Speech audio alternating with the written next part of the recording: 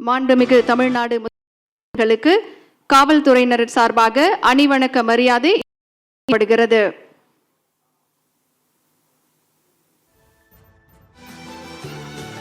இன்னும் சற்று நேரத்தில் நம்முடைய மாண்புமிகு தமிழ்நாடு முதலமைச்சர் அவர்கள் விழா அரங்கத்திற்கு வருகை தர இருக்கின்றார்கள். அரங்கில் உள்ள அனைவரும் தங்களுடைய மொபைல். தூத்துக்குடி மாவட்டம் ஈழவிட்டான் கிராமத்தில் மினி டைட்டில் பூங்கா கட்டணத்தை முதலமைச்சர் மு.க. ஸ்டாலின் திறந்து வைத்தார். இது தொடர்பான விவரங்களை பின்வரும் செய்திகளில் விரிவாக பார்க்கலாம்.